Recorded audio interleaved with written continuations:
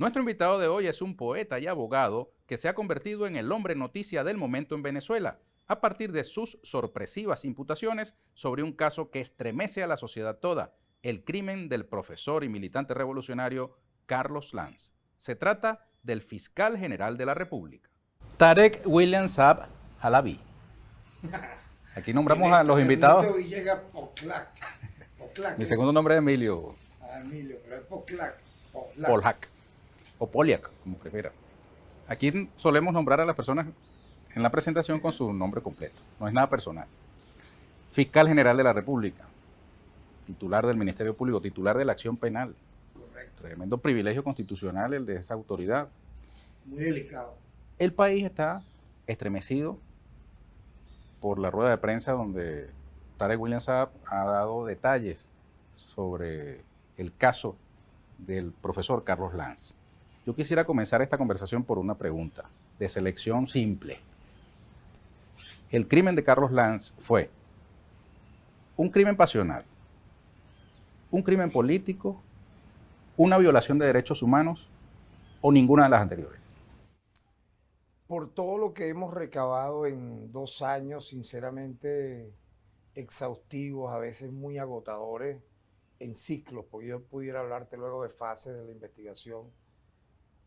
Sin duda, desde el primer momento, cosa que no podíamos tampoco nosotros públicamente reseñar, pero quien conoce de la teoría del delito, o quien conoce y es muy experto del metalenguaje comunicacional, podía percibir en las 2 ruedas de prensa que di previa a esta, del día miércoles, que cuando nosotros utilizábamos una frase reiterativa diciendo Carlos Lanz salió de su casa de manera voluntaria, no hubo previamente una extracción o una acción dentro de la casa de carácter violento, no hubo en los alrededores un movimiento inusual de vehículos, de personas que indicasen una acción extraordinaria o especial diferente a la que rutinariamente ocurría en esa residencia ubicada, por cierto, en una zona de seguridad. Y lo más interesante, toda la vida Carlos Lanz mantenía, tal vez por su vieja escuela guerrillera o su vida clandestina o sus años de cárcel, una especie de, vamos a decir, mantra para él salir o entrar a los lugares donde residía. Por ejemplo, era uno de ellos clave decir siempre a dónde iba y con quién iba.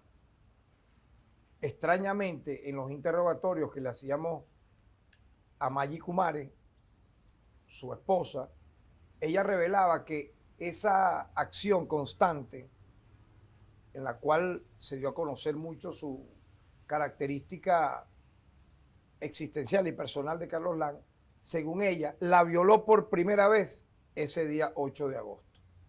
Algo sumamente extraño, ¿no? Porque rompes un esquema, rompes un paradigma.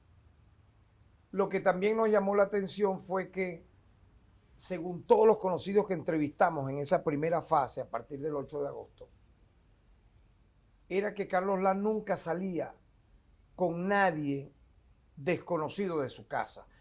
Si decimos ya que sin duda fue una salida voluntaria de la casa y eso irritaba de una manera brutal, luego vamos a hablar de ello, al llamado comité de búsqueda.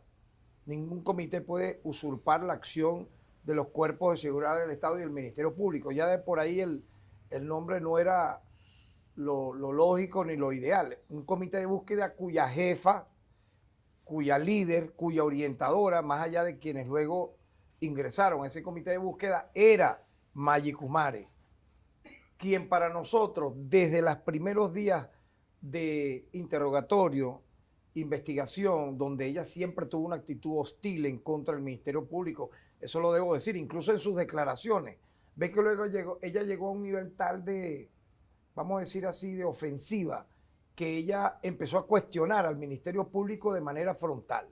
Y en nombre del Ministerio Público decía al Estado venezolano. ¿Por qué? Bueno, según ella, porque nosotros no hacíamos las investigaciones, porque no aparecía el cuerpo de Carlos Lanz y comenzaron, y ahí voy tumbándote la tercera tesis que me hablaba de un móvil político, ellos querían imponer a la fuerza, sí o sí, el móvil político. Y un móvil político que incluso cuando entrevistamos a Tito Viloria, ex dirigente sindical, y según las investigaciones que nosotros hemos hecho, deviene ahora en una especie de testaferro o cuidador de los bienes de Maggi Cumare, dicho por varios de los hoy detenidos. Por ejemplo, Darwin, ex yerno de Maggi Cumare, es decir, pareja sentimental de una de sus hijas, la primera hija de su matrimonio. Él mismo lo reveló en la entrevista. Incluso el propio Tito Viloria, a quien entrevistamos, confesó y dijo que efectivamente él era uno de los principales, si no el más principal proveedor de insumos del INSE Aragua, que tuvo una partida presupuestaria interesante. Glenn Castellano, ve que te voy nombrando ya varios de los que fueron entrevistados en esos primeros días. Ubica tu mente todo el mes de agosto del año 2020. Es decir, hubo una entrevista a todo el entorno familiar y de allegado. Y entrevistamos a Glenn Castellanos. Tú dirás, ¿por qué? ¿Quién es ese Glenn Castellanos? Bueno, es quien aparece ahora como el principal testigo presencial y delator, donde admite los hechos de la coautoría de sicariato en contra del profesor Carlos Lanz, indiciando de manera directa a Maggi Cumare. Tú me preguntas, tú me dirás, bueno, ¿y ese Glenn Castellanos de dónde aparece? Él aparece en las primeras experticias como alguien muy, muy cercano a Maggi Cumare. Ni siquiera a Carlos Lanz, a Maggi Cumare. Alguien así como que le hacía favores, mandados. En los trazos de llamadas siempre aparecía en llamadas telefónicas con ella. Y, cosa interesante, aparecen mintiendo en las experticias que nosotros hacemos con la unidad criminalística del Ministerio Público a través de la vía de las entrevistas con los psiquiatras. Aparece mintiendo. Aparece mintiendo Tito Viloria, aparece mintiendo las hijas, aparece mintiendo la propia Maggi Cumare. Y eso nos llamó mucho la atención, porque por más que sea, más allá de las experticias técnico-científicas, que también los psiquiatras revelen mentiras y ocultamiento de información, eso nos llamó mucho la atención.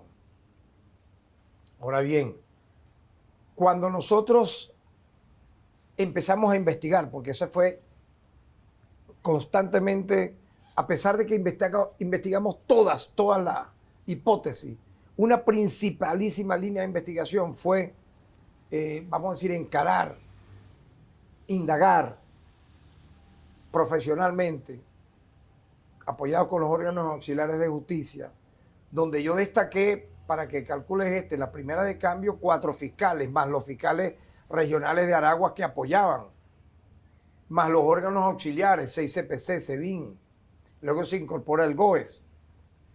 Calcula entonces que ellos se sintieron, y lo decían, ¿no? Se lo decían a los fiscales, que se sentían como presionados, que por qué los estaban presionando a ellos. No era que era una presión, era que efectivamente había muchas contradicciones. Y una de las más interesantes fue, si era un día sábado y según los allegados, normalmente en esa familia todos dormían hasta el mediodía, todos se quedaban en la casa hasta el mediodía, ¿por qué Maggi Cumare sale a las 8:30 de la mañana de ese sábado 8 de agosto? Entre comillas, según ella, a dirigir un operativo de limpieza en la sede del INSE Aragua de Maracay, en plena cuarentena radical, que era la más extrema en esa época. En agosto estábamos en un pico de casos COVID muy terrible y estamos hablando que todavía no se tenía el protocolo médico de cómo combatir esa terrible pandemia. Y esa semana era una semana ultra radical. Y de pronto ella inventa, el día anterior dijo, operativo de limpieza, equipo, vamos a limpiar, a pintar, a arreglar la sede del INSE Maracay Aragua porque nos están pidiendo la sede. Cosa que luego confirmamos con el presidente del INSE, era mentira. No había ninguna petición de solicitud de entrega de la sede. Pero esa fue la coartada que ella hizo para cuando uno le preguntase, ¿tuviste salir a Carlos Lan el día sábado 8 de agosto? No, no lo vi salir porque yo me fui temprano de la casa. ¿Qué hora se fue temprano usted de la casa? A las 8:30. ¿Y dónde estaba Carlos Lan? Durmiendo. Cosas muy... Siempre no... Ve que te lo digo todo de memoria. Nos pareció extremadamente sospechoso.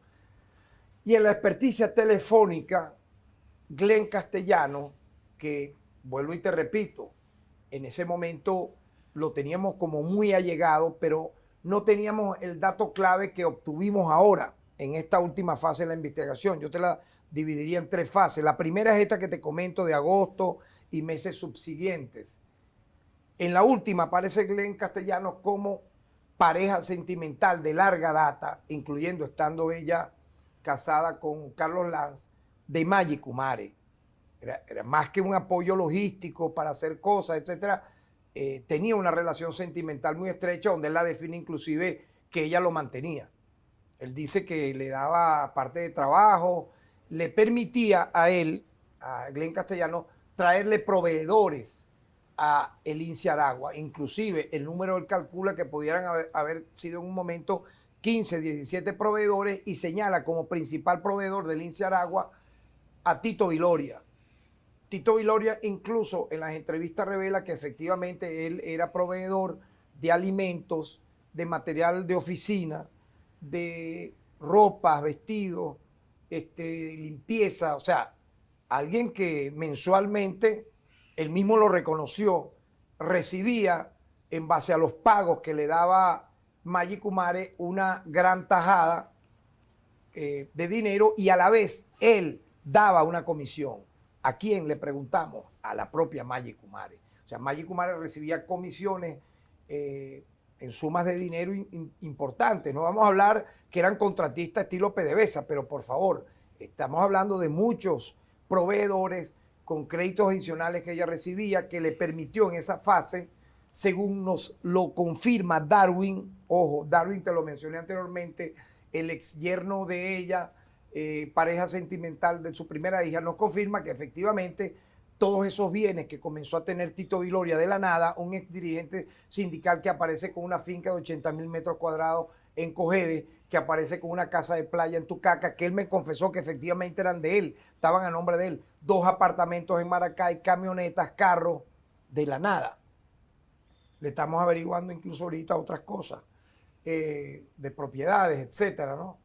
Y él confesó que efectivamente sí, él estaba dentro de esa trama de corrupción que rodeaba toda esta familia, ¿no? Particularmente Maggie Kumare. Pero claro, me salté de la primera a la tercera fase de investigación porque necesito el detalle, ¿no?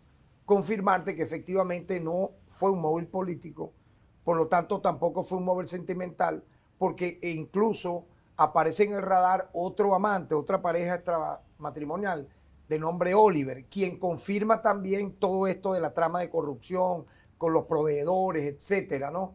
Por lo tanto, no era un móvil sentimental o pasional porque, digamos, ella tenía una vida paralela, lamentablemente muy cuestionable a su relación sentimental con Carlos Lanz. Por lo tanto, ¿qué queda? Bueno, queda efectivamente el móvil producto de la corrupción que ella fue amalgamando y que el propio Glenn Castellano nos dice generaba grandes conflictos, grandes peleas entre ella y el propio Carlos Lanz, a un punto que 3 meses antes de la desaparición de Lanz, donde ella decide mentalmente, dice, estoy harta de las peleas con Carlos, estoy ya obstinada, necesito salir de él.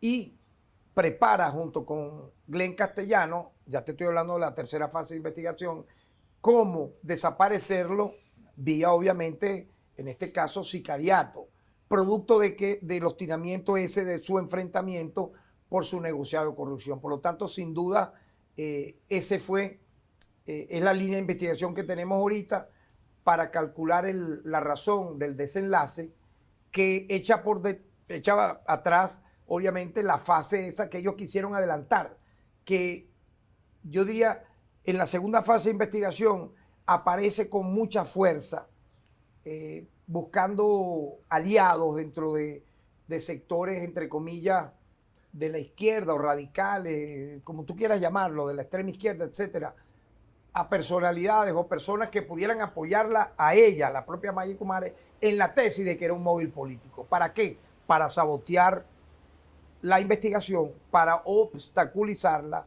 para incluso finalmente, como una especie de venganza política, de salvación de todo ese grupo que llevó a la muerte de Carlos Lam, el grupo que ella dirigía, vamos a decirlo así, con sus cómplices, con Tito, con Glenn, desviar la atención hacia el Estado venezolano. Entonces, incluso el propio Tito Viloria, 2 años después, entrevistado, dice, ¿por qué cree usted que fue la desaparición de Carlos Lam? Bueno, eso fue el Mossad israelí, a estas alturas, apoyados por la CIA. ¿Por qué?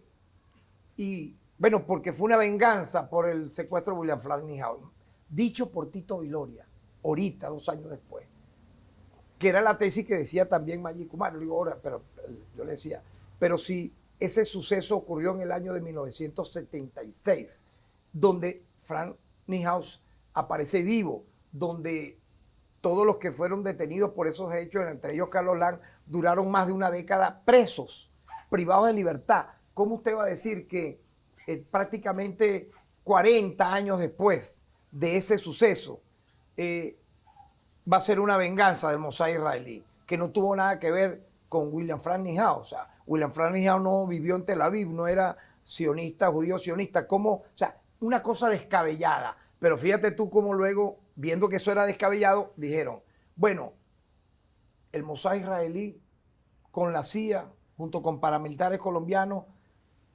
apoyados por agentes del Estado venezolano. Y ahí entonces comenzaron ellos con esa cantaleta, ¿no? El Estado venezolano, y lanzaron desesperado, yo creo que era ya desesperado porque cuando en esta tercera fase de investigación nosotros armamos un equipo multidisciplinario, yo incluso di una rueda de prensa, mi segunda rueda de prensa sobre el tema Carlos Lam, donde yo anunciaba todo este equipo que se armaba, la línea telefónica dispuesta solo para el tema de recibir llamadas de Carlos Lam. Se dispuso vía del Estado venezolano una recompensa cercana a los $900,000 para quienes pudieran dar información del paradero de Carlos Lam o de qué hubiera ocurrido. Entonces ellos, incluso en las entrevistas que hacemos, y el propio Glenn Castellano revela, que es el principal, vamos a decir así, testigo y delator, que eso puso nervioso a Tito Viloria, a la esposa de Tito Viloria de nombre Zaida,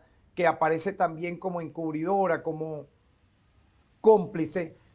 Y le preguntamos por qué. Bueno, porque ellos decían que ya otra vez estaban siendo entrevistados con mucha fuerza, con mucha insistencia, el círculo familiar, algo parecido a lo que se hizo en la primera fase, y que eso los tenía muy nerviosos a ellos. Entonces ellos ahí donde comienzan ya directamente a decir, bueno, mira, nosotros, si no casi que un ultimátum, si no aparece Carlos Lam, si no se resuelve, vamos a denunciar esto a nivel internacional. ¿Con cuáles pruebas? Se preguntaban, los fiscales preguntaban, ¿cuáles son las pruebas? ¿Qué incrimina? No, nada. Pero bueno, como no aparece, el responsable del Estado, ya no era el Mossad israelí, ya no era la CIA, ya no eran los paramilitares colombianos, era entonces el Estado venezolano. Eso obviamente fue una treta muy orquestada, muy planificada. ¿Para qué? Para desviar la atención de las investigaciones, para sabotearla, para obstruirla. Inclusive en un dato clave científico que te quiero dar, porque es importante que me hayas permitido desarrollar la idea. Fíjate tú que hay una hora, 8:30, entre 8:30 y 9:30, donde la telefonía, y nosotros tenemos equipos espectaculares en esta materia, la unidad criminalista del Ministerio Público, apoyado también por la gente del 6CPC, etcétera. Imagínate todos esos equipos juntos, ¿no? Como órgano auxiliar. Maggie Kumare no explica, no construye para sí misma una teoría de por qué no aparece. ¿Qué hizo ella en el momento en que presuntamente sale Carlos Lam, que es las 8:30? Y donde se ve el carro de ella saliendo, hay una cámara que filma el carro de Maggie Kumare saliendo. ¿Dónde estaba ella? Ella no lo explica, dice que no se acuerda. O sea, se acuerda de cosas de hace 30 años, pero no se acuerda dónde estaba hace 2 días, porque nosotros cuando la entrevistamos fue ahí mismo. O sea, ocurrió el evento denunciado el 8 y ya el 9 ella tenía a los fiscales entrevistándola y no se acordaba de ese detalle. Tú me preguntarás, ¿por qué te interesa eso? Bueno, porque fíjate tú que la celda donde tú tienes la situación telefónica, la ubicación telefónica de Glenn Castellanos, daba en un lugar que no quiero decir cuál es, revelador, donde estamos haciendo pesquisa en este momento, o sea, hoy cuando estamos haciendo esta entrevista, y que entrevistado Glenn Castellanos, ahora, antes de su delación, que fue una delación, ojo, hecha ya oficialmente ante un juez, esto es lo importante. Lo que él dijo en el video que vio todo el país, que yo presenté, lo dijo ante un tribunal. Por lo tanto, tiene la plena prueba frente al juez y los fiscales que estaban allí y el defensor que tenía él allí. Él dice que él se traslada, mira esto, a las 10:30 de la mañana a hablar con Maggie Kumare. ¿Por qué te fuiste a hablar con ella? Eso es antes de él delatar. Bueno, es que fui a entregarle un libro que ella me pidió la noche anterior. Ella estaba muy desesperada para que yo le llevara un libro. Fíjate, un delincuente, Glenn Castellanos, que tiene antecedentes de estar preso 3 años por atracar a mano armada con un fusil un banco en Barcelona, estado Anzoátegui. Entre los años, estuvo preso entre el 1997 al año 2000. Y luego estuvo también preso por atracador y por robo de vehículos en Tocorón, entre el año de 2010 a 2011. Es decir, una persona que prácticamente pudiéramos llamar ignorante, con todo el respeto, o sea, que no lee libros, que no tiene, difícilmente pudiera tener libros en su casa o biblioteca. Él dice, no, yo de mi biblioteca saqué un libro para llevárselo ese día a ella. ¿Cuál era el libro? Se llama, el autor del libro es Marcial Rodríguez, él lo decía de memoria. Libro Marcial Rodríguez, que se llama El Sambo Andresote, el cimarrón de Yaracuy. Yo le digo, oye, pero ¿por qué ella en plena pandemia en el INSE, cuando no debía haber estado trabajando y limpiando, te pide que tú le lleves un libro? Ni siquiera dice que se lo lleves a su casa. No, porque es que ella estaba urgida de que se le entregara ese libro, porque ella se lo iba a regalar a alguien.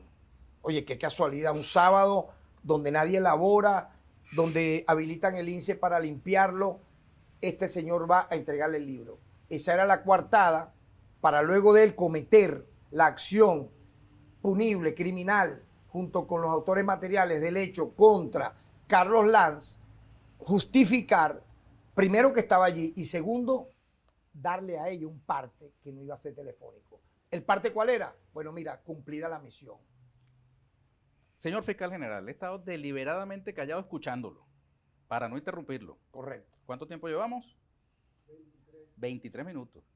Pero como este programa se llama Aquí con Ernesto Villegas, correcto, al regreso de la pausa, interviene el periodista para preguntar. Así va a ser. Vamos a la pausa y venimos enseguida con Tarek William Saab Halabi.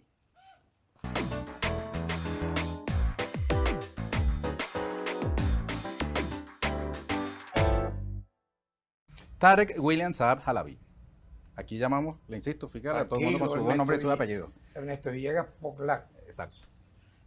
En el segmento anterior yo comencé preguntando si el crimen de Carlos Lanz era un crimen político, pasional o una violación de derechos humanos, o ninguna de las anteriores. Por el relato yo te agregué otra, corrupción. De corrupción. ¿Es esa entonces? Sí. El móvil es la corrupción. Correcto. ¿A Carlos Lanz lo mató la corrupción? Sí, la corrupción del entorno que lideraba su pareja, Maggie Kumare, por todo lo que nos revela Glenn Castellanos, por lo que nos revela Tito Viloria, por lo que nos lo revela Darwin, que eso era un momento de mucha hostilidad entre ellos, porque él se negaba a ese tipo de actuaciones de ella en lo personal. Ahora, hay un aspecto que, digamos, llama la atención, que es la delación del señor Glenn Castellanos, ¿cierto? Correcto, correcto. Que hace el relato, digamos, fundamental que dio pie a su rueda de prensa, ¿no? Sí. Ahora, además de los dichos del señor Glenn Castellanos, ¿hay otros elementos de convicción que sustenten los dichos de este testigo? Bueno, ¿O es solamente, digamos, el testimonio de esta persona lo que te comenté, lo las sustenta? mentiras, por eso quise ser detallista en la primera parte de la pregunta, las mentiras recurrentes, sistemáticas de la propia Maggie Kumare al ocultar, por ejemplo, dónde estaba ella entre las 8:30 y 9:30. Eso es mentira, que ella se fue directo al INSE de Maracay. Nosotros podemos pensar que ella fue partícipe de haber sacado a Carlos Land de su casa. De hecho, las cámaras revelan que ella sale en ese carro de ella. Carlos Land cierra, o la casa fue cerrada con doble, vamos a decir así, valga la redundancia, doble cerradura. Salió de manera pacífica. ¿Por qué el operativo de limpieza realizado un día sábado nunca lo pudo explicar y mintió? Acuérdate que las mentiras recurrentes en una investigación de carácter penal en base a un hecho punible revelan finalmente cuál pudo haber sido el móvil. ¿Por qué tú tienes que mentir y decir que te estaban pidiendo el desalojo del local cuando el propio presidente del INSE dijo que era mentira? ¿Por qué tienes que ocultar que hiciste entre las 8:30 y 9:30? Nosotros decimos, el ocultamiento es porque es cuando sale Carlos Land de allí. Y luego se lo entregan a otro grupo, vamos a decirlo así, que sería clave, los sicarios que participan, los cuales estamos en la búsqueda de ellos, vinculados al peor pranato de una cárcel muy conocida en el estado Aragua, que fueron los autores materiales, ¿te das cuenta? Entonces, esos son hechos que se suman a la delación, a la confesión y admisión de los hechos de uno de los testigos presenciales, porque a él nadie lo obligó a que dijera, por ejemplo, que ella lo llama 3 meses antes y él lo repite a cada rato y le da $8,000. ¿Para qué? Para comenzar esta fase que significó buscar a los sicarios. Incluso él nombra un PRAN con nombre y apellido, un PRAN de Tocorón, que fue la persona que él contrata, que él busca para cometer el hecho. Incluso él dice, yo estuve preso en Tocorón, cosa que es verdad, nosotros lo buscamos en sus antecedentes penales entre el año 2010 y 2011, por lo tanto, él tenía un nivel de, Glenn Castellano tenía un nivel de relación casi que existencial, cotidiana, con el pranato de Tocorón. Ahora, según lo que ha dicho hasta ahora, el señor Glenn Castellanos declara tempranamente, ¿cierto? Hace 2 años. Pero no dice todo esto. Pero este último testimonio, eso lo dices ahora. ¿Cuándo aparece? ¿En qué momento? ¿Por qué aparece en ese momento y no en su momento? Te lo voy a explicar, y yo lo dije en la rueda de prensa. A nosotros nos pareció extraño, para que tú veas que el tema del derecho penal y la teoría del delito, y incluso yo diría una derivación del derecho penal, todo lo que implica los elementos criminalísticos, el ser criminalista, todo eso, son demasiado interesantes y muy apasionantes a la hora de un tema como este. Incluso ha dado pie a novelas. Tú fuiste el ministro de Cultura, las llamadas novelas negras, los cuentos como por ejemplo los de Edgar Allan Poe, o poemas, El Cuervo. Si nos vamos a ese tipo de literatura que tuvo en algún momento una gran redundancia, para no hablar de cosas comerciales que no tienen valor literario. O sea, es tan importante, interesante a veces todo esto, que eso ha generado documentales, películas clásicas que han servido para incluso darle un acervo cultural a los países del mundo. Entonces, bueno, nosotros hemos puesto mano de todo eso, de la teoría del delito, de la juridicidad, de la antijuridicidad. ¿Qué es lo antijuridicidad? Esto es antijurídico. Imagínate un sicariato, elementos pasionales, corrupción, dinero, pranato. Por Dios, eso, entonces, allí aparece una persona que se llama Marjorie Acevedo. Ella, nosotros la ubicamos. Es la doméstica, ¿no? La doméstica, hace poco. Fíjate, tú ya tenía 20 años trabajando en esa casa y ella tenía una relación, según ella dice, de mucha vinculación supuestamente afectiva con Carlos Land, porque no, yo lo llamaba a mi papá. Entonces nosotros decíamos, ¿por qué mentiste en las primeras entrevistas y no revelaste lo que ahora revelas? ¿Qué revela ella ahora? Y tú dirás, ¿por qué la fueron a buscar luego de casi 2 años? Porque detectamos un cambio de residencia. Luego de 20 años de estar viviendo ella en Maracay, en la casa de la familia Lanz, aparece viviendo en Menegrande, Estado Zulia. Eso nos pareció muy sospechoso y dijimos, vamos a entrevistarla, y la buscamos. Y entonces ella allí revela, fue ella, la existencia de parejas extramatrimoniales de la señora Maggie Kumare, estando ella casada con Carlos Lanz, que podían ser objeto de sospecha o de investigación. Entre los nombres que nos aporta, aparte de Oliver, que se encuentra detenido, y quien, fíjate tú, cuando ella se va del cargo, luego del tema de la desaparición de Carlos Lanz, ella viene a trabajarse a Caracas y ella deja como presidenta, como director del INSE Aragua a Oliver. Yo pienso que Oliver debe conocer, debe saber cosas y las oculta también, ¿no? Apenas estamos en esta, como te dije, nueva fase de investigación. Yo lo dije en la rueda de prensa del miércoles. Esto no ha terminado aquí. Hay un gran hallazgo que estoy comunicando, producto de una delación, yo quiero ratificarlo nuevamente, de un principalísimo testigo presencial que ha sido detenido, que nadie lo obligó a decir todo lo que está diciendo, que él mismo quiere confesarlo porque él dice que quiere quitarse un peso de encima, que él tiene una madre, que tiene una familia, supuestamente, y dice, bueno, yo voy a colaborar. Entonces, obviamente, Marjorie Acevedo fue el escalón que nos lleva a Glenn Castellano. Entonces, nos pareció extraño, oye, cómo ella ocultó, por qué ella ocultó esa información. Incluso Marjorie Acevedo nos dice que la relación entre Carlos Lanz y Maggie Kumare fue hostil siempre. Ella lo maltrataba, ella lo vejaba, ella lo dice la propia doméstica, que duró 20 años viviendo en esa casa. Lo humillaba, lo llegaba a agredir físicamente, lo hacía sentir muy mal, vivían peleando siempre. Y obviamente nombra personas ajenas a esa relación matrimonial que teníamos que investigar. Entre ellos a Glenn Castellano. ¿Cuándo fue eso exactamente, lo de la doméstica que da esas luces? Esas luces ella la da a finales de junio, pero obviamente... ¿De este año?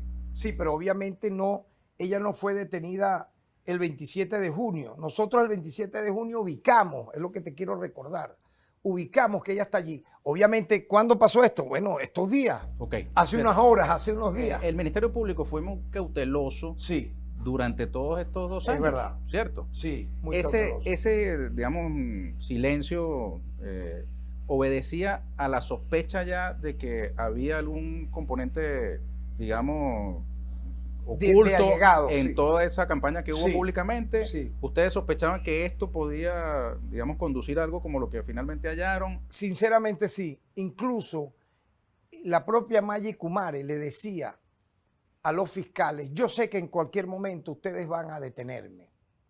Porque ella, entonces le dije, oye, pero ¿por qué tú siempre dices eso? Cada vez que ellos iban a entrevistarla, créeme, me dicen los fiscales dispuestos para este tema, que son 6 fiscales, ella entraba en pánico.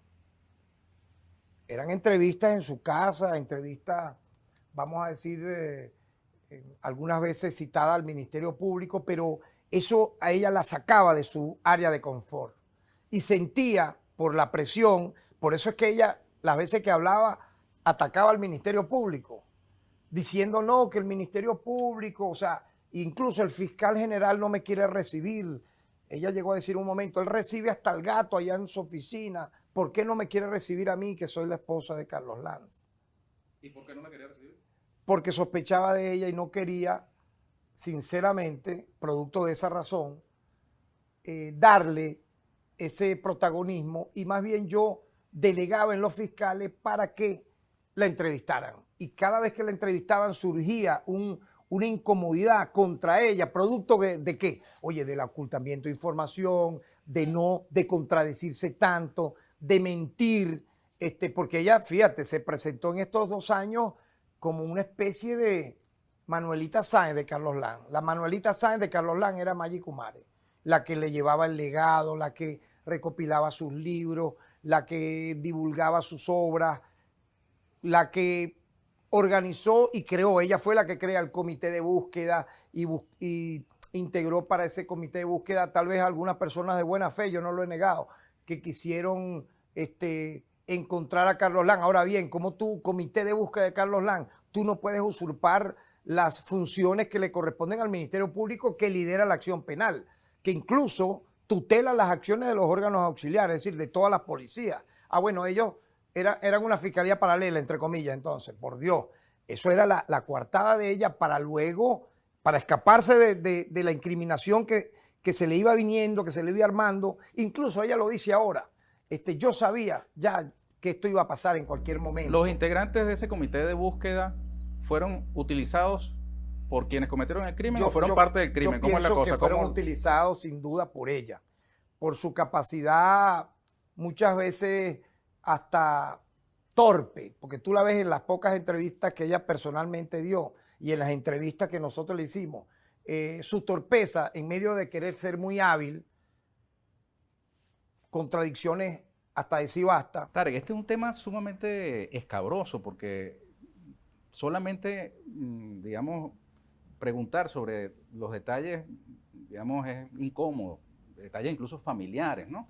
Sí, es muy incómodo. Como el involucramiento, por ejemplo, de las hijas, una hija de Maggi Kumare y otra hija de ambos, de ella y Carlos Lam, que también están detenidas.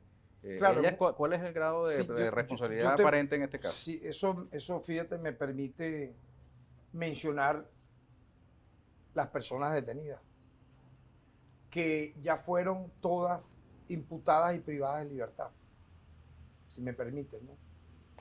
Aparte de Glenn Castellano, que fue la primera persona judicializada el pasado jueves, el viernes, digamos, también lo fueron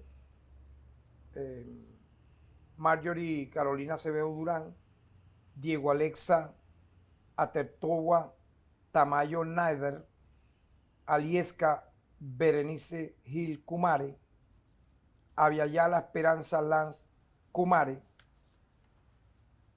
Eli Enrique Pinto Moreno, Zaida Elizabeth Suárez, Darwin Alejandro Zambrano, Oliver Alexander Medina Sánchez, ya dije Glenn Rafael Castellano, Tito José Viloria Carrillo, Elis Eduardo Becerra Pulido, José Antonio Pinto Moreno,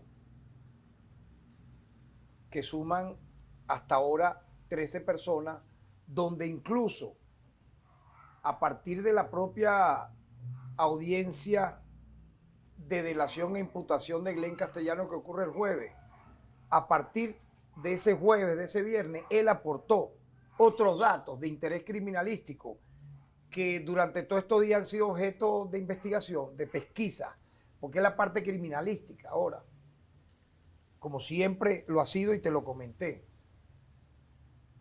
Hay un detalle. El propio Glenn Castellano dice que él tiene en su poder un broche parecido, ponte tú, tenemos nosotros esto acá, que es el micrófono. Él dice que a la hora de morir, al momento de morir, en los términos que él reincida repetidamente dice, producto de la experticia, él dice que era una réplica en miniatura de la espada de Simón Bolívar. Le preguntamos dónde se encuentra esa réplica, él dice que en su casa en Maracay. Él también habla de un segundo teléfono que no era el que él tenía al momento de que lo detenemos, que carga su mamá, donde él en ese teléfono tenía los nombres y los apodos de los pranes y sicarios que él contrató. Efectivamente ya tenemos ese segundo teléfono y aparecen los nombres, los apodos de tanto el PRAN como de los dos sicarios que él nombra. Da tanto nivel de detalle con respecto a ciertas cosas y en otras se reserva, como por ejemplo el nombre del PRAN, que lo preguntó Liga Roja y no quiso pues tiene lógica, acudió a la reserva legal. En alguien de una larga, vamos a decir así, actividad como abogado, independientemente que pude verla en algún momento, cosa que no ocurre en un abogado, y más en un penalista o alguien que ha estudiado el derecho y que le apasiona lo criminalístico, lo psiquiátrico, lo psicológico. Yo he hecho cursos improvisados cortos de psicología, he leído toda la teoría de Freud, los libros, los tomos de Freud, de Jung, Y uno va notando aquí toda esa antijuricidad propia de personas sociópatas que van a cometer un delito y no les importa ir preso. Por ejemplo, Glenn Castellano dijo, no, sí, yo atraqué un banco, es verdad. Yo le dije, tú duraste 3 años preso, sí.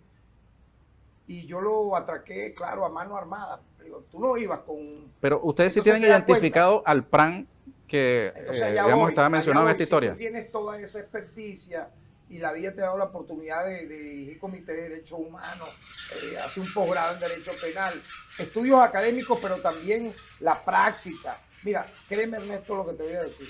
Yo llegué a visitar en la Cuarta República y luego en la Quinta, cuando era presidente de la Comisión de Derechos Humanos de la Asamblea Constituyente, todos los centros penitenciarios de este país. Recuerdo que en el año 99-2000, 2 veces los recorrí con un viceministro de Relaciones Interiores para tener un plan ya posterior a culminar la constituyente en materia de penitenciaria. Eran 33 para la época, llegamos incluso hasta El Dorado, en helicóptero llegábamos. Y te renuevo esto porque yo le he visto la cara, en celdas incluso, te voy a hablar de la Cuarta, en el ya implosionado retén de Katia. Yo llegué a ver y a entrevistar, siendo abogado, activista de derechos humanos, al sargento aquel que lo llamaban y era tristemente célebre reconocido como el matapolicía, porque apareció vinculado a la muerte, un asesino serial de varios policías metropolitanos, y lo entrevisté. Si nos vamos a un ascensor, eran escaleras, yo diría que era el ascensor, el sótano era el ascensor -4 de la planta baja del lugar donde yo me encontraba visitando y combinando la celda. Te estoy hablando de los años 90. Y ese sargento yo le vi la cara, tipo blanco, de ojos claros, estaba en una escalera. Los que hablan en contra del Estado venezolano, el sistema penitenciario, no saben lo que dicen, o lo dicen adrede. Allí yo vi, no menos, créeme, Ernesto, unas 11 personas de la banda de él, en escaleras. Óyeme, ni siquiera es que había un piso. El piso podría ser el chance que hay entre tú y yo aquí. Entonces cada uno dormía pegado de una escalera, porque ellos decían que esa era la zona de máxima seguridad del retén de Katia. Entonces, alguien que ya en los años 90 llegó a ver esto, que recorrió cárceles y vio, fíjate tú, a personas que me dicen, mira, este está condenado por un asesinato serial, mató a la abuela y a una nieta de la abuela, está condenado a 30 años. ¿Cómo estás tú? ¿Cómo te llamas? Yo me llamo fulano de tal. ¿De dónde eres? Yo nací en tal sitio. ¿Y por qué estás aquí preso? No, yo soy inocente. Siendo ya condenado, yo soy inocente, me violaron el artículo tal del Código Orgánico Procesal Penal, abogados improvisados, y el artículo tal de la Constitución, porque no me permitieron un debido proceso, y están ya con las manos en la masa, que han matado, que han descuartizado. Entonces, hay un perfil, créemelo, del asesino, del delincuente. Acostumbran a mentir, a ocultar información, a ser personas que no les importa si tienen una relación, tener 5, 7, si están en un cargo público, robar, atracar, meter en delito y comprometer a sus propios, vamos a decir, familiares. Y es lo que uno ha visto en este caso, concretamente en la señora Maggie Kumari. Las hijas están metidas en ese crimen. Bueno, como estamos, y tú bien lo sabes, yo te lo expliqué y te lo repito, en una fase de investigación, porque fíjate, apenas Glenn Castellano realiza la delación y admite los hechos, siendo detenido preventivamente y judicializados todos ellos ya a estas alturas en un tribunal competente, que es el Tribunal Cuarto de Control de Terrorismo, obviamente queda un largo margen de investigación, porque luego de la audiencia de imputación tenemos muchas fases, la fase preliminar, la fase de juicio, etcétera. Es decir, yo pudiera decirte que esto tiene no una pena, porque una pena es cuando logramos en esta tercera fase de la investigación aprehender a este grupo de 13 personas. Estamos en una fase de investigación, entonces ellas están siendo investigadas, Entonces, el Estado venezolano, el Código Orgánico Procesal Penal, las leyes, la Constitución, le permiten al Estado tener luego de la audiencia de imputación y durante 45 días a todos los que tú detienes e imputas y privas de libertad en ese proceso. Lo determinará el proceso, lo que vaya ocurriendo. Pero en este momento, producto de la extrema, vamos a decir así, situación que ha ocasionado la muerte, desaparición y crimen de Carlos Lanz, tú tienes preventivamente que tomar estas acciones. Una pregunta. ¿Los derechos de todas esas 12 personas han 13, perdón, han sido respetados? Porque ha habido pronunciamientos sobre el procedimiento aplicado por Fiscalía, por el Ministerio Público, que supuestamente vulnera el derecho a la defensa, la presunción de inocencia, el debido proceso. Mira, el debido proceso está totalmente garantizado en tanto ellos tienen sus defensores, ellos han sido imputados ante un juez natural, ya te dije, representante y titular del Tribunal Cuarto de Control y de Terrorismo, acá en Caracas. Y bueno, ya vienen nuevos elementos, vendrán nuevos elementos. Ahorita estamos haciendo pesquisa. Tú y yo estamos haciendo esta entrevista y estamos haciendo pesquisa. Nuestros fiscales y órganos auxiliares están recabando elementos criminalísticos para ahondar en lo que detonó todo esto. ¿Qué es lo que detonó todo esto? Bueno, la delación de Glenn Castellanos. Es lo que él dijo. Lo que dijo grabado en una entrevista y luego lo repite ante el Tribunal Cuarto de Control el pasado día jueves. Para mayor incomodidad, sí, hay una parte de la familia de Carlos Lanz que le ha dado el, digamos, beneficio del apoyo, de la credibilidad al Ministerio Público. Su hijo Alex, ¿cierto? Importante, sí. ¿Cuál ha sido la relación con esa parte de la familia? ¿Ha habido, digamos, participación en la ¿Tú sabes qué cosa es interesante? Que también revela parte sustancial y de fondo, no de forma, en este hecho, como, vamos a decir así, el segundo núcleo familiar que tuvo Carlos Lanz, que tiene que ver con Maggie Kumare, su hijastra, la hija y el entorno de Maggie, prácticamente quiso invisibilizar al primer núcleo familiar que compone Alex, a quien tú mencionas, y su hermana, y la ex esposa del propio Carlos Lanz, que tienen opiniones, que siempre tuvieron opiniones y con quien en lo personal mantuve comunicación y que incluso, te lo puedo decir acá, ahora lo puedo decir, nos dio algunos datos importantes, interesantes sobre la personalidad, sobre el entorno de la propia Maggie Kumare que nos sirvió para las experticias iniciales. Es decir, él revelaba y refería que lo que ella, como se presentaba con ese comité, etcétera, no era verdad. Era una simulación, era una ficción.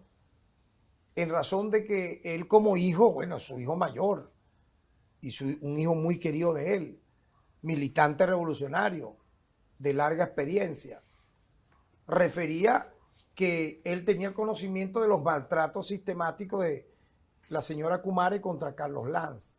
Entonces, fíjate, hay que tomar en cuenta todo lo que ha dicho Alex Lanz. Los que han oído a Maggie Kumare no oían a Alex Lanz. ¿Por qué? ¿Cuál era el interés? Porque les convenía la tesis de Maggie Kumare que apuntaba sin pruebas, porque tú no puedes acusar sin pruebas, tú no puedes denunciar sin pruebas. Nosotros con pruebas, las que tenemos ahora, de un delator que frente a un tribunal ha dicho, Sutano, Perencejo, el otro, están vinculados a una acción donde yo, Glenn Castellanos, soy coautor, contratador de sicarios, que son esto, y da los nombres. No te puedo dar los nombres por razones que ya es obvia. Yo no voy a entorpecer la propia investigación que estamos adelantando. Entonces, ¿por qué oír a Maggie Kumare, un gran sector de los grupos que se solidarizaron con Carlos Lanz? ¿Por qué nunca oían a Alex Lanz? ¿Por qué sí oír a Maggie y no a Alex? Entonces yo digo, no podemos actuar de esa manera parcializada. Y Alex Lanz le ha dado un voto de confianza desde el inicio a las investigaciones que desarrolla el Ministerio Público, al trabajo que desarrolla el Ministerio Público, antes, durante y en este periodo de fase de investigación de este hecho. Hay un aspecto que causa particular estupor, y yo creo que es una sensación nacional, por lo que he podido percibir, que es el hecho de que el cuerpo del profesor haya sido arrojado a unos animales, ¿no? Repito, según esta versión de este testimonio. Muy bien. Según la versión del delator, que no es que nos la dicen los fiscales en entrevistas, no. Es que la dijo frente a un tribunal. Entonces, es la versión de él. Esa versión nosotros la estamos investigando. Desde el campo del derecho, y no precisamente improvisados abogados, sino gente que ha estudiado la materia, gente que ha pasado por la fiscalía, por cierto. Correcto. Han cuestionado la versión del delator y que ha conducido a estas imputaciones, porque supuestamente no hay un cuerpo del delito, no se han hecho las experticias sobre un cadáver. Claro, es una sola persona que ha dicho eso y sabemos con quién trabajó. ¿Qué Con la gestión anterior de la señora ¿Qué pudiera decir un fiscal y un director que fue mano derecha de todos los crímenes que cometió Luis Ortega Díaz? ¿Qué pudiéramos decir de ese sujeto? Que es una persona prófuga que, por cierto, tiene orden de aprehensión y que es cómplice de todo lo que hizo Luis Ortega, sus delitos de corrupción, porque era quien le lavaba, le daba un barniz de derecho a todas las marramucias y las piraterías académicas propias de una persona como ella que se habrá graduado, no sé, en una caja de ACE, decían antes, ¿no? Tú que estudiaste Derecho, me enteré por ahí, no me lo dijiste, debes saber que el derecho no puede ser simplemente decir, aquí hubo un asesinato y el responsable se llama Pedro Pérez. No, yo hablé en mi rueda de prensa de que hemos hecho más de 200 diligencias, hay que verle la cara. Entonces, un sujeto como ese, que creo que es un pirata también, habrá que ver qué ejerció, qué no ejerció. A pesar de nosotros demostrar, y lo tenemos. Mira, cuando yo te digo 200, más de 200 diligencias, te sorprenderá. Entrevistas, inspecciones, allanamientos, pruebas de luminol. Ya te estoy respondiendo lo que me estás haciendo, ¿no? Han cuestionado, por ejemplo, el uso del polígrafo. Escucha, polígrafo, no, eso no está descartado en ningún código orgánico procesal penal del mundo. No está descartado. Ahí no está expresamente, se prohíbe el polígrafo, no está. Te permite. Y la participación directa del fiscal en los interrogatorios. Pero allá voy, fíjate, pero para terminarte todo. Cuando, por ejemplo, nosotros decimos que son más de 200 diligencias que aún continúan en este momento que estamos haciendo la entrevista. En este momento hay pesquisas, allanamientos, estamos con fiscales, con órganos auxiliares de justicia, para ir ahondando más allá lo que hemos tenido hasta ahora, que es preliminar para la audiencia de imputación. Por Dios. O sea, estamos en una fase, si me permites, a pesar de que han transcurrido 2 años, preliminar. Entonces, lo que hemos conseguido preliminarmente ha sido por la delación, por la admisión de los hechos de uno de los incriminados, que lo señalan varios como muy estrechamente relacionados con Maya Kumare, en lo sentimental y en lo corrupto, porque él mismo se señala y ella misma reseña que efectivamente, aparte que era su amante, ella a los fiscales le refiere algo así como que lo mantenía. Ella le dice, bueno, yo él hasta le conseguí un apartamento, imagínate. Era proveedor del INSS, etcétera. No podemos decir que se ha detenido, se ha imputado y quien ha delatado es alguien que venía caminando un día y pasó cerca a la casa de Carlos Lang el 8 de agosto. No, es alguien que ha hablado con fechas, con días, con nombres, sobre cómo ocurrieron los hechos. Ahora, ¿qué nos toca a nosotros? Probar todo lo que él ha dicho. Entonces, fíjate. La participación directa del fiscal general en los interrogatorios es un factor que da, digamos, solidez o no a las actuaciones. ¿Quién me impide a mí, como fiscal general de la República y titular de la acción penal, entrevistar antes o durante a una persona que se presume inocente hasta que se pruebe lo contrario, pero también se puede presumir su culpabilidad?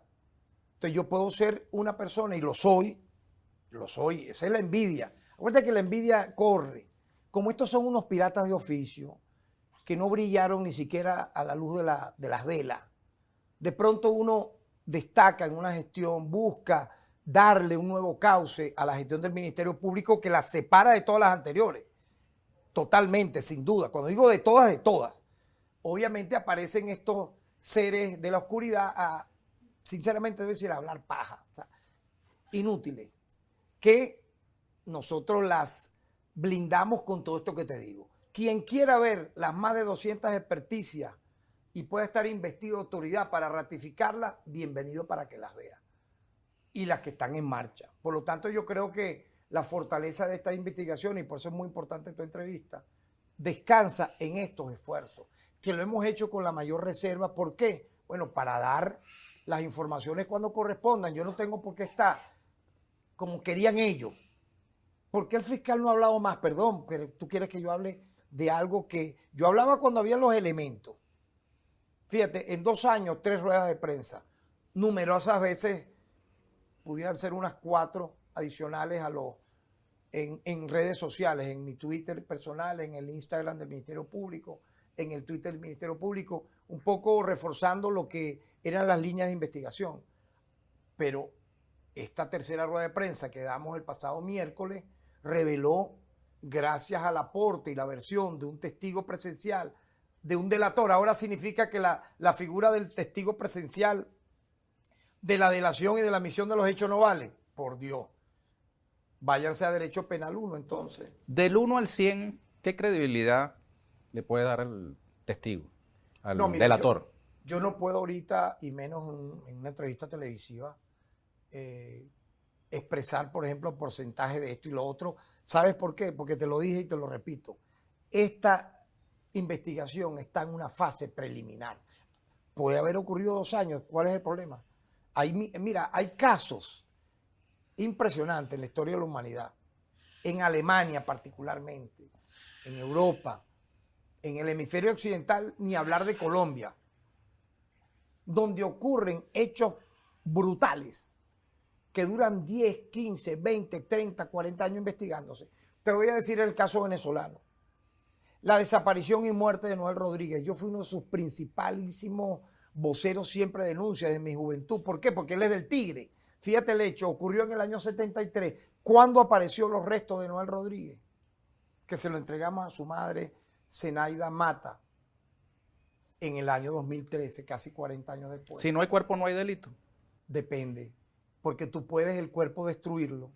Lo que intentaron, por ejemplo, hacer con el cadáver torturado brutalmente de Alberto Lovera, lanzarlo al fondo del océano del Mar Caribe, en las costas de Anzoátegui, pero con una cadena. Pero no le hicieron, voy a decir algo un poco fuerte, no le hicieron la autopsia, no le quitaron sus órganos. ¿Qué ocurrió? Te lo voy a hablar de manera coloquial. Su cuerpo se infló, se abombó de una manera tal que no pudo hundirse a pesar de las cadenas, como apareció finalmente en una playa de lechería. Que las fotos dantescas tú las puedes observar. Ya estamos por terminar, Tarek. Desde el punto de vista humano, este caso ha generado una, digamos... Oye, veo que tienes unos libros míos ahí. Sí, ¿Lo vas a mostrarnos? ¿Qué son? Ahora, antes de terminar. Ay, pero escondido en un teléfono. Pero es un debate... ¿Esto es parte de ser Villegas o de ser Pollack? Mira, de todo está el teléfono. Ha generado unas tensiones entre gente de un mismo bando político. Gente que con trayectoria de militancia en la izquierda. Los que se sumaron, yo quiero que me den los nombres. Los que se sumaron al comité llamado de búsqueda. ¿A quién te refieres? Humberto Vargas Medina, por ejemplo. ¿Quién más? A ver, eso no es el único. Vamos a dar los nombres, pero ¿cuál es el problema? Si yo, mira, aquí yo valientemente toda la vida me paro y doy el nombre de todos, ¿cuáles? Ahorita me viene a la mente Humberto Vargas Medina, que es un viejo militante de izquierda. Hay muchos ahí están varios. Te da pena decirlo, te da pena. No. Ellos tienen ahorita mucho pena, muchos de ellos, por cierto. Pero remordimiento de conciencia. Mi pregunta es, desde el punto de vista humano, ¿eso cómo lo tramitan? Porque digamos que es muy fácil confrontar con la derecha, digamos, abierta, ¿no? La derecha antagónica con un gobierno revolucionario, pero todos estos 2 años han sido, digamos, una campaña manejando los códigos del propio chavismo, tratando de alguna manera solo en ese caso de confrontar a la institucionalidad del gobierno y del Estado revolucionario con sus propios principios. Exacto, fíjate, tú estás hablando, si vamos a militancia de ese tipo, tú comenzaste creo con la Juventud Comunista. No, yo nunca milité en la Juventud. Ok, perdón. Mis viejos no me inscribieron como pionero. Pero no, te lo digo por los códigos que tú hablas. Yo a los 15 años exactos, en el año 1977, apenas organizándose el movimiento político Ruptura, cuya líder principalísima fue Argelia Melé de Bravo, con quien quiero, por cierto, destacarte públicamente, mantengo una extraordinaria comunicación de respeto. Ella es una gran profesional, una gran psiquiatra y en su momento fue una brillante dirigente revolucionaria, más allá de que fue esposa de Douglas Bravo. Ella fundó y dio la cara con Ángel J. Márquez, conocido como la Bruja Márquez, y otro grupo de intelectuales, te pudiera mencionar, y luchadores sindicales como Martín Marval, como Clever Ramírez Rojas, en esa primera etapa que tuvo Ruptura, un movimiento ascendente de masas, cultural, con código de una izquierda irreverente que incorporó, a decir que somos de izquierda marxista, el bolivarianismo. ¿Gracias a qué? A que Douglas Bravo, y eso es un aporte que dio Douglas Bravo, están en los videos, hay un video que él hicieron, que se lo hace George Mattei en el año de 1969, en Falcón, ¿no? En Falcón, donde él dice, y habla del Che Guevara, que había que retomar, aparte del marxismo, lo guevariano y lo bolivariano. Eso fue impresionante en su momento porque no era algo aceptable en los comunistas, en la izquierda, ¿no? Entonces, el movimiento político Ruptura fue una fachada pública de masas muy ascendente, muy importante, que llegó a controlar sindicatos, federaciones de centros de estudiantes. Yo fui presidente del centro de estudiantes del Liceo Briceño Méndez del Tigre y conocía a Argelia Melet luego que Douglas Bravo le dan el indulto, que él no quería al principio, Luis Herrera Camping, el acto que hacen en la avenida Miranda de Coro. Ahí la conozco personalmente junto a Clever Ramírez. Luego ella me visitó en el Tigre varias veces. Me hizo una entrevista en el movimiento político Ruptura. Así que mira, estás hablando con alguien que nació allí, que luego disuelto Ruptura y se convierte en PRB Ruptura. Cuando sale Douglas Bravo, siguió en unos códigos de esa izquierda intelectual que combinaba la lucha de masas, las luchas de calle siempre, cero foquismo, actos foquistas. Douglas Bravo decía que eran parte de una acción errática que ayudaba al enemigo.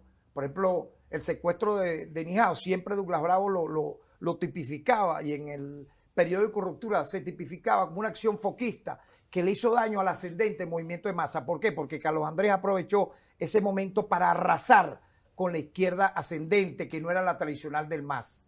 Ve que allanaron todas las casas del movimiento político Ruptura, todas las casas de la Liga Socialista, todas las casas del CLP, clausuraron medios, detuvieron periodistas y algo gravísimo, detienen a un mítico dirigente joven ascendente, Jorge Rodríguez, lo incriminan en un hecho donde él no tenía participación porque él tenía una vida más bien pública y iba a unas elecciones y figuraba como, yo lo decía recientemente, así como Fabricio Ojeda fue construyendo un liderazgo cívico-militar en su momento, guerrillero, el diputado más votado de Venezuela en el año 58, escritor de libros, y muere ¿a qué edad? A los 39 años.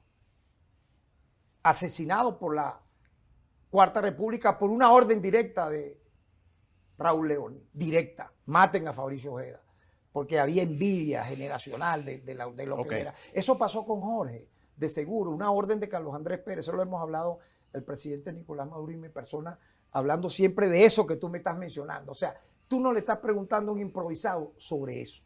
Ahora, lo insólito... ¿Cuál es la respuesta de este entonces, que no es improvisado? Claro, lo insólito es que, fíjate, y luego pertenecía a Tercer Camino. Cuando disuelve Douglas Bravo PRB Ruptura, yo soy de los pocos que se va con Douglas. Llegué a ser su asistente personal.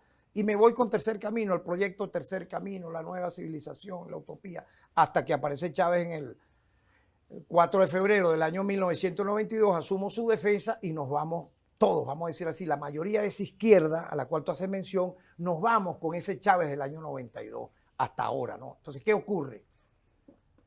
Me parece que algunos pudieran haber en su momento integrado, vamos a hablar del comité, de muy buena fe, en el alma esa, oye, Carlos Lang, un camarada que estuvo preso, que participó en hechos, arriesgando su vida, que se dedicó a dar clases, a dar charlas, a escribir folletos, a irnos a la siembra, manos a la siembra, etcétera. Un programa, por cierto, que apoyó incondicionalmente al presidente Nicolás Maduro. ¿O es que es mentira? ¿Quién fue el principal apologista de eso? Fue el propio presidente de la República y el gobierno, Nicolás y todos los ministros que lo acompañaron. Entonces, mira, venir luego a estas alturas, cometido un hecho tan abominable como este, que inicialmente ellos quisieron, Maggi Kumare, por cierto, la principal, y Tito Viloria, decir que fue el Mossad israelí. Imagínate venirse de Israel, unos agentes de Tel Aviv, aterrizar clandestinamente en Caracas, fusionados con agentes de la CIA, y llevárselo a Colombia e entregárselo a los paramilitares colombianos. Como esa tesis no cobró vida y fuerza, tenía 74 años de edad, Carlos Lang, estaba prácticamente retirado de su activismo producto de su edad y porque lo que más hacía era dar charlas, medio escribir, etcétera, ¿no? En plena pandemia, cuarentena radical. No, entonces va a venir dos superpotencias a llevárselo. Y dice Tito Viloria, no, y después lo tuvo metido también en el gobierno de Canadá. Dios mío, eso no usar tiene... el nombre de ese movimiento político. ¿Hay una ruptura con esa izquierda? No creo, porque luego de que nosotros, en este tema concreto de Carlos Lang, hemos dado toda esta información que está en marcha, yo quiero, por favor, repetirlo como lo dije en la rueda de prensa, que está en marcha, que está en avance, que no ha terminado siquiera, por Dios, está en una fase preliminar, donde se ha abierto una línea de investigación que la teníamos desde el principio, pero que nunca la quisimos hacer pública, porque entorpecía esto, que la propia Maggi Kumare le revela a los fiscales nuestros, yo sabía que iba a ser detenida. ¿Por qué? Sentimiento de culpa. ¿Por qué tú tienes que decir que tú sabías que iba a ser detenida? Por algo será. Y siempre el encubrimiento, obviamente que cuando tú revelas, en este caso me corresponde como fiscal general de la República hacerlo, todos estos elementos, allí hay como que ya va, una pausa. Y tú te has dado cuenta que ese comité prácticamente no ha hablado. ¿Qué puede decir en contra? Que van a seguir diciendo que fue el Mossad israelí junto con la CIA, los paramilitares colombianos y el Estado venezolano, porque luego incorporan una cuarta pata.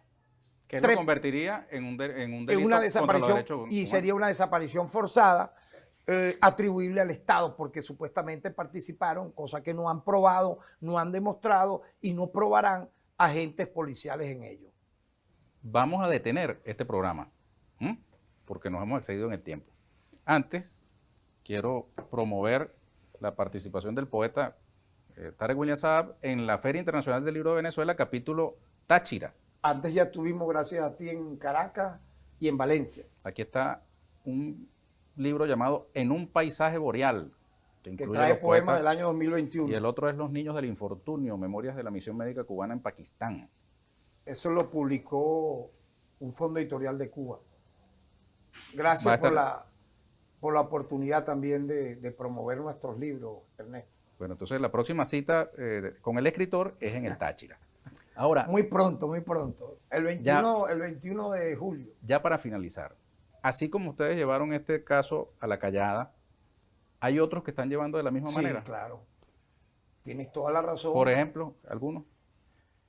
Casos que tienen que ver, por ejemplo, con temas vinculados a delincuencia organizada, grupos estructurados de delincuencia organizada, GEDO, en la frontera, particularmente Zulia, Apure,